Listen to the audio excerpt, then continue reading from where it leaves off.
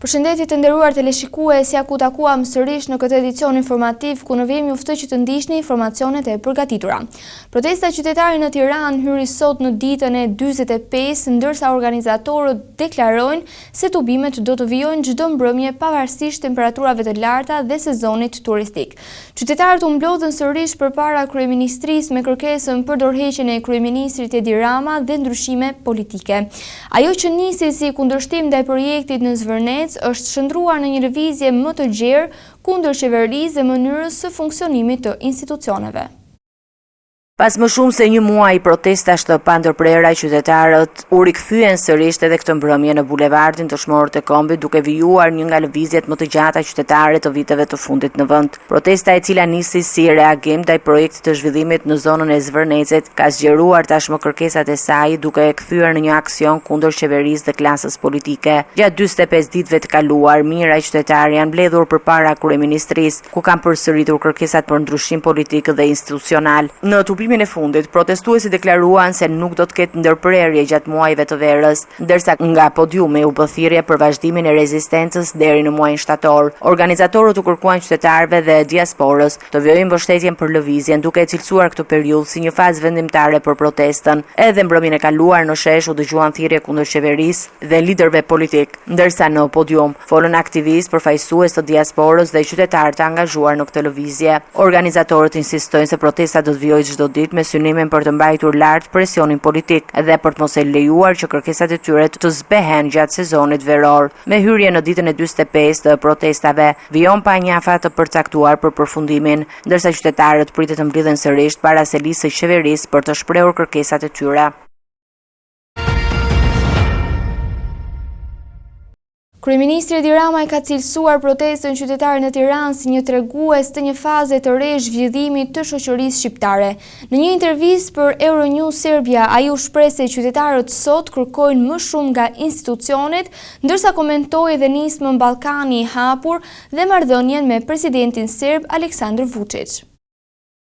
Kryeministri Edi Rama ka komentuar protestën qytetare që prej më shumë se një muaj zhvillohet çdo mbrëmje në Tiranë, duke interpretuar atë si një shprehje të pritshmërive në rritje të qytetarëve dhe jo vetëm si reagim ndaj një çështje të caktuar. Në një intervistë për Euronews Serbia, kreu i qeverisë u shpreh se protestat i kalon debatin për projektin e flamingove dhe pasqyroi një shoqëri që sipas tij ka hyrë në një stad të ri zhvillimi. Protesta është shumë e madhe se vetë tema, nuk janë vetëm flamingot. Është një sinjal se vendi ka kaluar në një nivel tjetër dhe njerëzit nuk janë më të gatshëm të pranojnë atë që mungon. Njerëzit jetojnë më mirë dhe për këtë arsye kërkojnë shumë më tepër. Shoqëritë në zhvillim ka një prag shumë të ulët të asaj që është e pranueshme dhe duan që ajo që mungon të plotësohet menjëherë. Gjatë intervistës, kryeministri u ndal edhe te nisma e rajonale Ballkani i hapur, duke argumentuar se kundërshtit ndaj saj lidhen më shumë me figurat që e promovuan se sa me përmbrajtjen e projektit. Ishte një ide shkëlqyer, por u konsiderua e gabuar vetëm sepse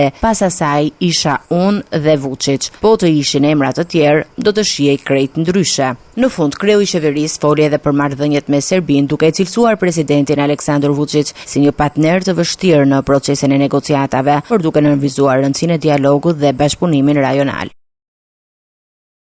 Shqipëria shënon një tjetër etapë në procesin e integrimit evropian me mbylljen e 3 kapitujve të negociatave gjatë konferencës së 9 ndërqeveritare me Bashkimin Evropian. Delegacioni shqiptar kryesohet nga kryeministri Edi Rama, ndërsa zyrtarët evropian kanë rikonfirmuar mbështetjen për avancimin e negociatave.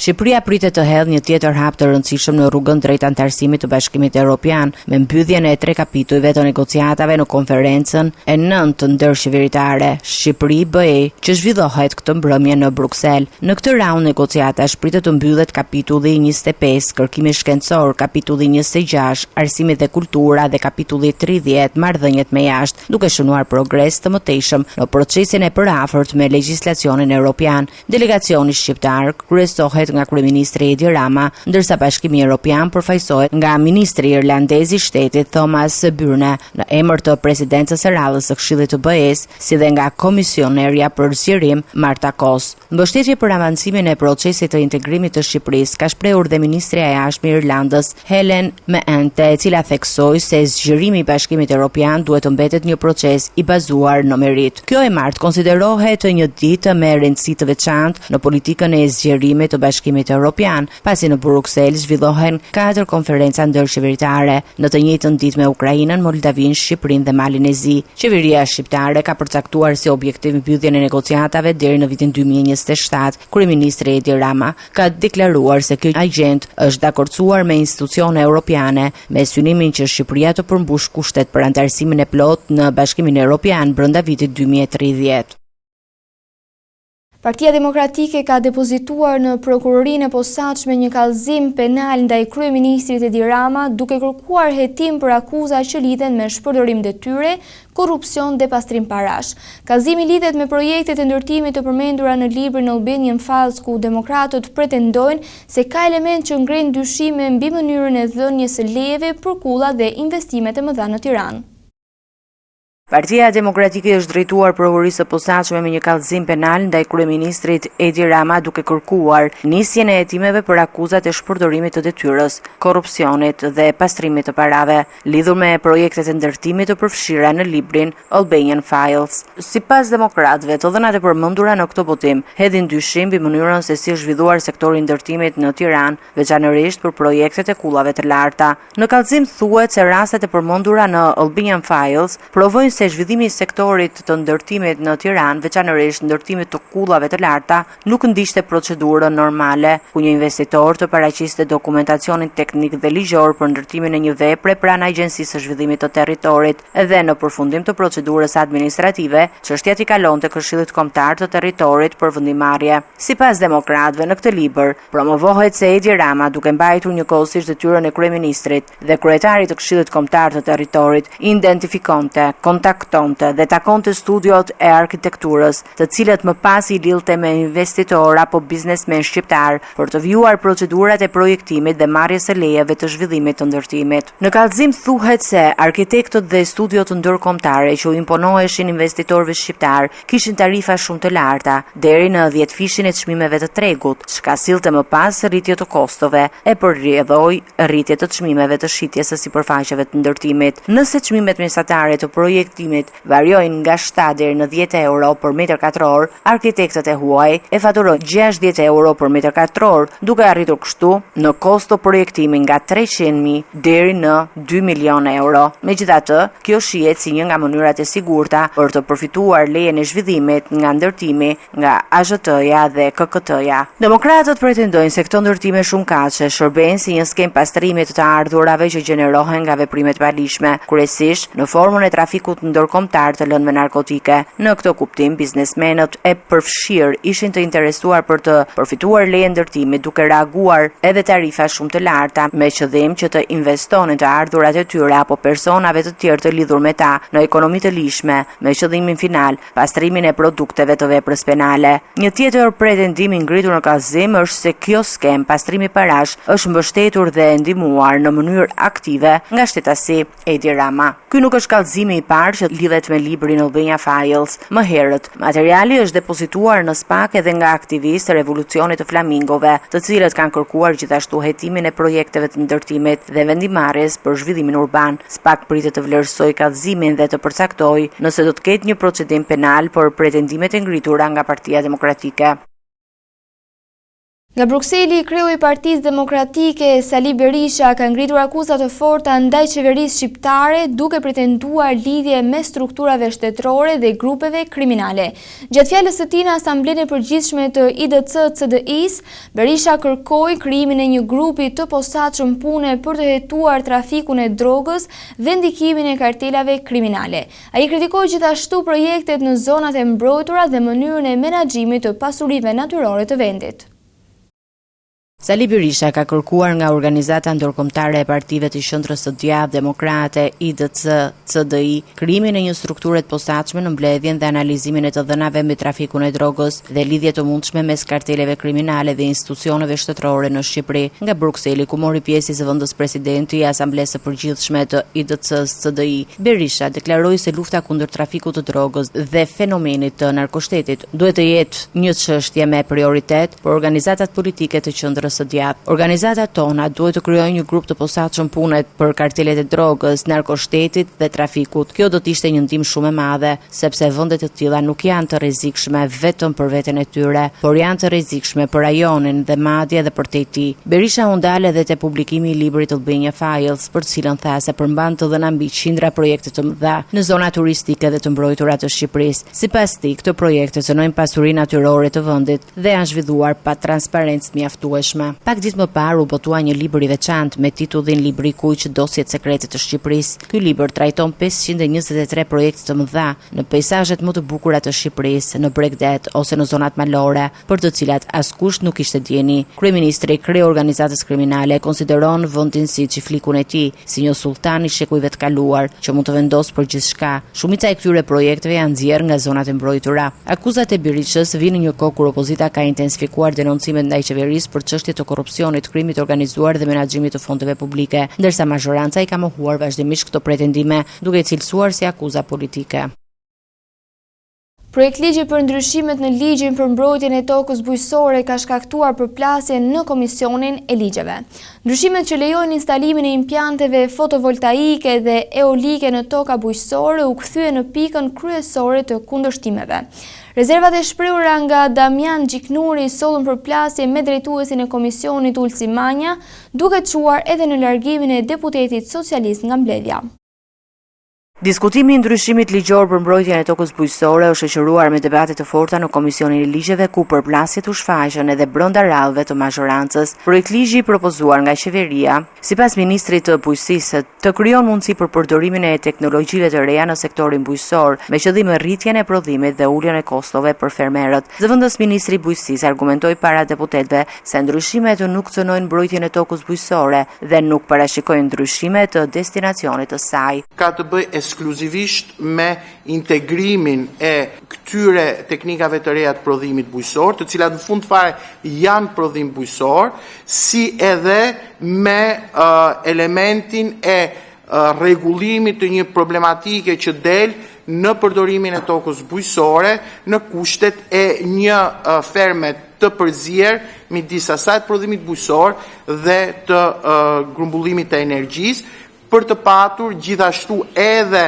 në periudhën në të cilën ferma nuk arrin që të grumbulloj ose të akumuloj energji, të ketë një aktivitet ose të ketë një regjim energjetik të vazhduar. Por një nga pikat më të debatuarat për ligjit ishte parashikimi për instalimin e impianteve fotovoltaike dhe eolike në sipërfaqe të tokës bujqësore. Kjo dispozitë ngriti shqetësime si nga deputetët e opozitës Oer Bylykbashi dhe Gent Strazimiri, ashtu edhe nga deputeti socialist Damian Gjiknuri. Jo janë injektime, mund të jetë beton apo mund të jetë një kolon betoni apo mund të jetë çelik apo diçka e tillë, por do injektohet. Nuk është menduar të hapet grop, të shqetësohet toka, të derdhet dhe të krijojë një strukturë të përhershme. Gjiknuri shpreh rezerva për ndikimin që mund të kenë këto ndërhyrje mbi tokën bujqësore, duke e pozicionuar në të njëjtën linjë me kundërshtimet e ngritura nga përfaqësuesit e opozitës. Kull për wind farm dhe sot minimumi i prodhimit të një tauri është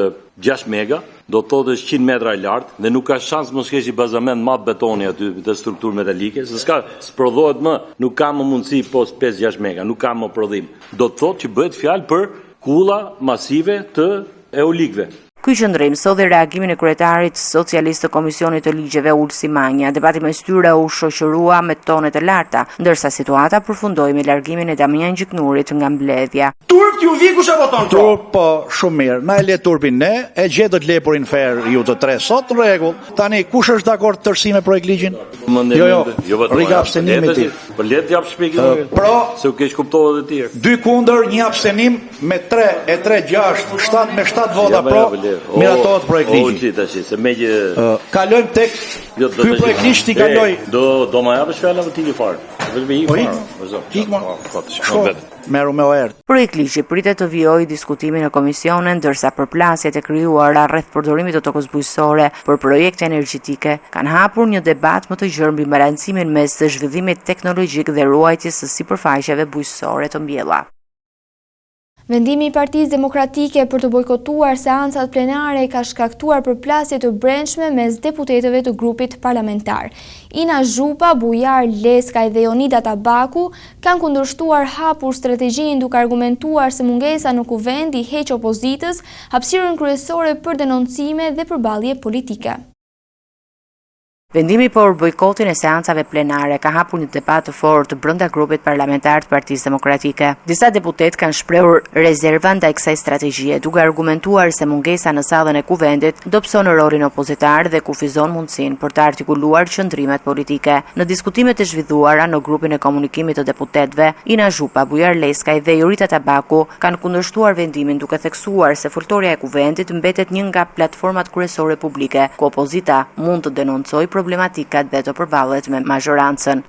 Në çdo rast, unë mendoj se mos pjesëmarrja na heq ne të vetmen platformë publike që ne kemi për debat. E kemi provuar shumë herë mos shkuarjen dhe e dim pasojat. Ne duhet përdorim çdo hapësirë që kemi për përballje. Nesër është një nga ditët ku raporton një sër institucionesh dhe ka hapësirë për të gjitha temat që janë betejat opozitës. Deputetja Ina Zhupa ka argumentuar se mos pjesëmarrja në seancë e privon opozitën nga një hapësirë e rëndësishme institucionale, ndërsa ka ngritur pikpyetje mbi efektin politik të bojkotit. Kështu, i bie në shtator të shkojmë në seancë dhe s'di çfarë të mirë na sjell si opozitë parlamentare. Edhe në dijenin time janë dy komisione që i mbaron afati, komisioni zgjedhor dhe territorial, që edhe nëse zgjaten, edhe nëse mbyllen, do të jenë vendimarrjet në seancën plenare. Edhe deputeti Bujar Leskaj e ka cilësuar një strategji të gabuar largimin nga kuvendi, duke sjellë në vëmendje çështjen që sipas tij kërkojnë debat parlamentar për fshirë procesin zgjedhor, institucionet e drejtësisë dhe mbështetjen ndaj protestës qytetare. Për mendimin tim, kjo është gabim. Sipas kësaj vendimarrje, ne nuk do të flasim për KQZ-n, votimet e manipuluara në diasporë në 2025-ën, mbrojtjen e korrupsionit në gjyqësor e të tjerë, si edhe për kryefjalën, mbështetjen e protestës qytetare, cili është kuptimi, ideja, mesazhi. Sipas deputetëve kundërshtues, opozita duhet përdor çdo mundësi për të ngritur shqetësimet e saj dhe jo të heqë dorë nga një platformë që jep mundësi komunikimit të drejtë për drejtë me publikun. Debati vjen në një moment kur PD-ja ka zgjedhur përballjen institucionale përmes bojkotit, ndërsa brenda grupit parlamentar janë shfaqur qëndrime të ndryshme mbi mënyrën se si duhet zhvillohet aksioni opozitar në kuvend dhe jashtë.